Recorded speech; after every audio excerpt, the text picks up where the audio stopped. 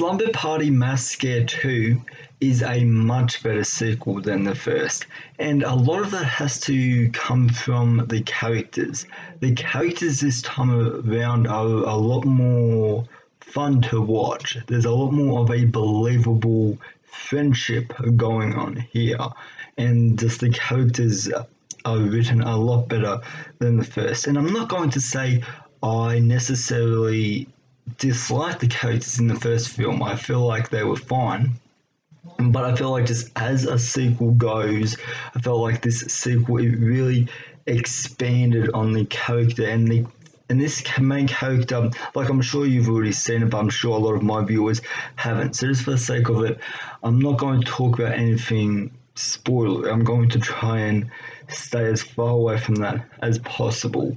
So this next thing I'm going to talk about, I might give away a little bit, but like I said, I'll try and stay as non-spoiler as possible. So here we go. And so there was a character that was in the first film that survived the events of the first film, and she wasn't in it a whole lot. She was a minor character in the first film, and her character and the sequel picks up from her perspective. This is how she encountered what she encountered of that night and some of the sights she saw as a young child. They are now haunting her, an older adult, compared to her younger self.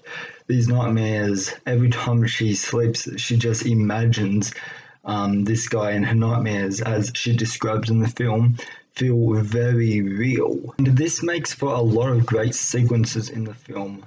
One of my favorite sequences in the film is a bathtub scene. I won't say much because it's probably the highlight scene for me in this movie, and it's a scene that, as I'm recording this review, I remember it a lot more compared to a lot of other scenes in this movie. So her having the nightmares, it makes for some really good looking visuals, but also some really good and entertaining sequences that are wildly creative in this movie. But yeah, besides our main character, everyone else in this movie they do a great job. They have good charisma, there's a good relationship, there's good girl banter going around with everyone, and that's one thing I felt like the first film didn't quite have. Like, it didn't quite hit that level of,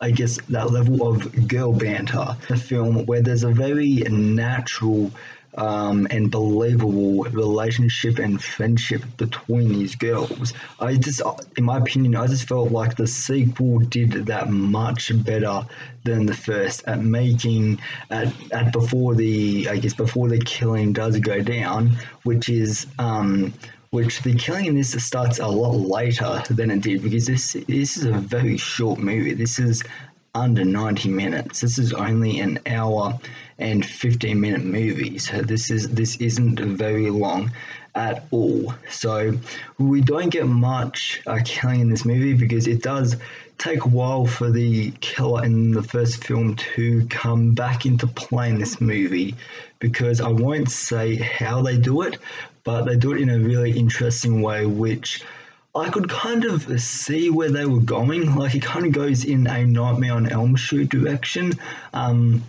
where like a Freddy vs. Jason direction, where they actually have to wake him up, and his power kind of has to become stronger in order for him to feel real again, in order for him to actually come back into play in the film. And that's similar to this movie, because without saying too much, when he does first appear, it is really awesome, because what they do and how they do it, I really liked, because they killed him off in the first film, which his death in the first film isn't really all that creative. Like, it's pretty basic, it's pretty set in reality. The sequel kind of steps outside the reality zone of things and goes a more goes a more creative take with the sequel.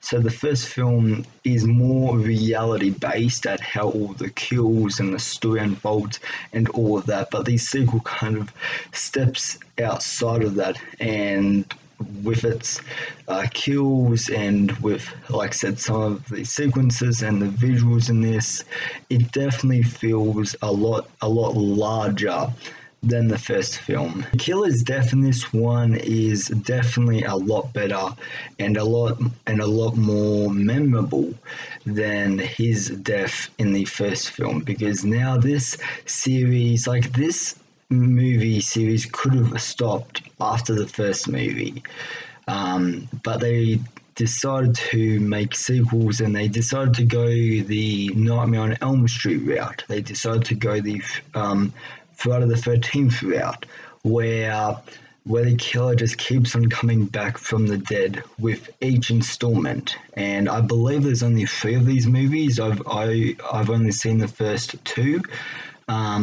But yeah, the second movie goes the more, I guess, the more 80s horror route, where the killer's not really dead. And even I Know What You Did Last Time, I did that. Like, it's been a while since I've actually watched that, but from memory, the killer dies at the end, and then the killer's already dead in I Know What You Did Last Time, because he gets hit by the car, and then he gets tossed in the lake. So he's technically already dead when he comes back to life. But yeah, this film continues that 80s slasher route that those big franchises did, where the killer's not actually dead and he can come back to life. This film kind of follows that route. So the characters are a big plus in this movie, but the music as well, holy shit, that is definitely a highlight in this movie. The music is so good, because now the killer, like, he has a really interesting weapon combination. I would say that, like, like I said, in the first film, it's very basic. It's all pretty grounded in the first film. This sequel definitely steps it up when it comes to weapons, I guess, because it's like a guitar mixed with his weapon from the first film. That's another plus of the movie, is the weapon.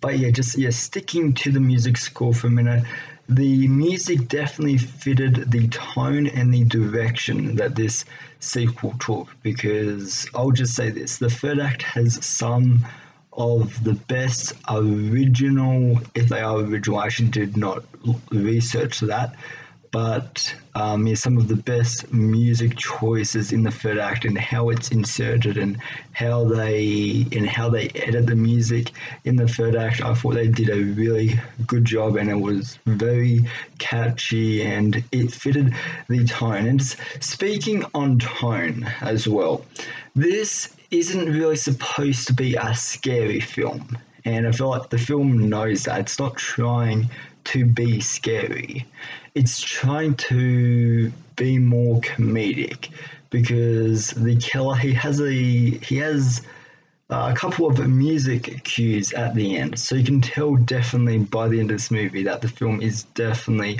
not trying to scare you.